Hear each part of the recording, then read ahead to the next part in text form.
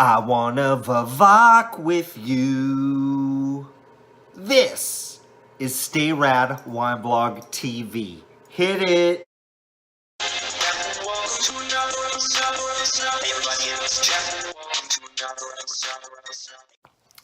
Hey everybody, it's Jeff. Welcome to another episode of Stay Rad Wine Blog TV. You know, I don't make these videos as often as I used to. If you can't get enough Jeff, you can always listen to me every single week on the We Like Drinking podcast. We release every single Friday. But I felt compelled to make a video today because as I'm recording, is it National Rosé Day? Is it International Rosé Day? Is it Drink Rosé Day? It's one of those things, and I've got this beautiful sample of a rosé from Vivac Winery out of Dixon, New Mexico, and I'm going to get into that in a moment, but I also have the Sangiovese from them right here, and I wanted to kind of preface this whole tasting by saying, you know, the reason why I have these two samples from Vivac Winery, the Padbergs of Vivac have been guests on the We Like Drinking podcast before. And when we were planning on doing a rosé episode last month, episode 174, they had sent some samples out to Jeff Eccles and to John Ruyak, who are on the show, and they sent samples my way as well. But they didn't show up until the day after we recorded, and I really wanted to make sure that I didn't just rush through these wines, but I really want to give them some time and give them their proper credit because, you know, when you're talking about just a small winery in a small region like Dixon, New Mexico, I think it's fair for us to take our time here. Now, what they did, which was interesting, this is the 2017 Rosé of Sangiovese. Along with that rosé, what they also sent my way, whoa, almost knocked it over, was a sample of, I'm sorry, that's their 2017 rosé of Sangiovese.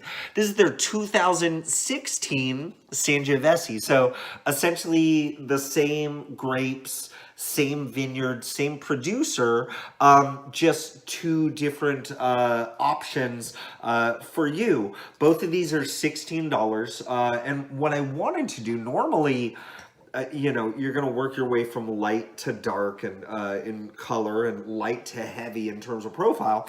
But I really haven't had many opportunities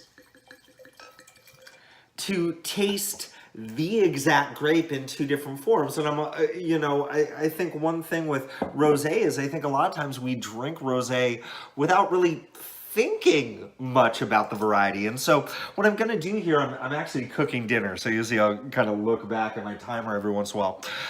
While I'm cooking dinner, what I wanted to do was enjoy this Sangiovese and give you some tasting notes on it. And then after I've had some time to let my palate kind of clean up, then I want to get into that rosé and talk to you about the flavors that I'm getting from this Sangiovese in this rosé of Sangiovese. So I think you might like this. Let's dive into this, and I'll turn off the rice right now. All right. So it's kind of fun cooking backwards. So, you know, color-wise, pretty varietally typical of a Sangiovese. It's a dark ruby red here, but it's pretty translucent. I can see my hand behind this wine right now as I'm looking through. I can see my wedding ring and I can see my watch as well. On the nose, I'm getting like really, Jeremy, you're gonna love this. I'm getting like this chalky type of note on the nose. I'm getting a little bit of a leathery situation here. All right. I'm getting a little bit of, it's fun, right? I'm getting a little bit of like a leathery situation on the nose.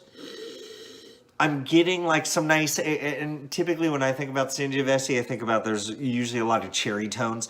There's definitely like some dark sour cherries on the nose, and a little bit of like a dried cranberry, or maybe even like a little red currant going on the nose as well.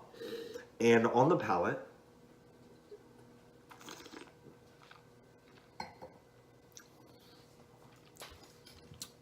wow, $16, folks. I like this. This is Sangiovese and very much like a fruity style, bright red cranberries and cherries, and again there's that tartness, there's really nice acidity, and like this just quality leathery and chalky tannic structure, and yet when we talk about the weight here, this is not heavy and this is not goopy.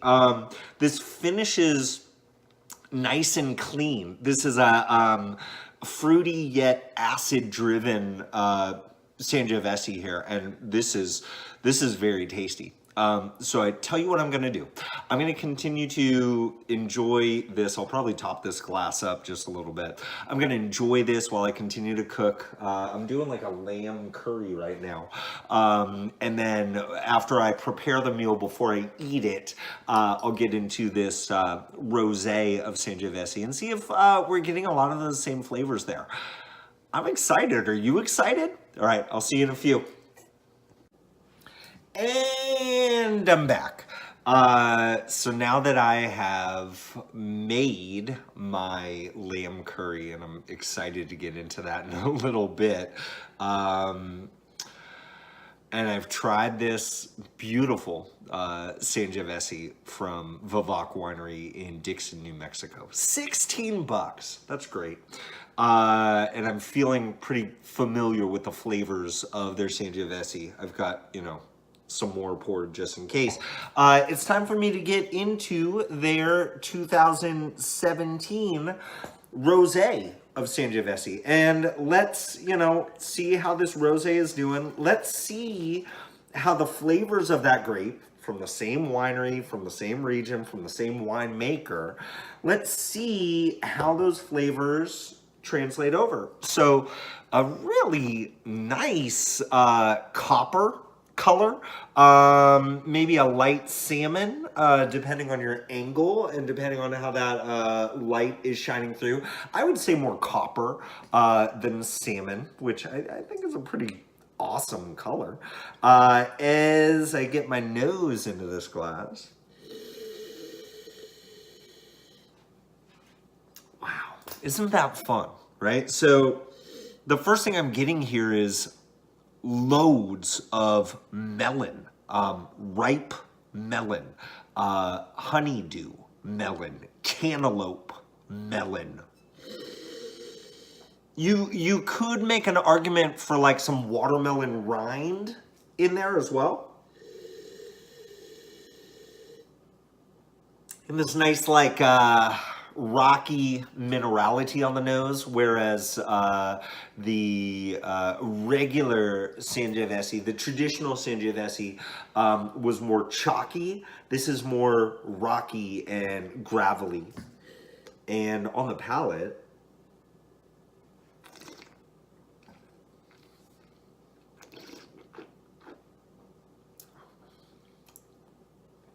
yeah, continuation of this really nice, ripe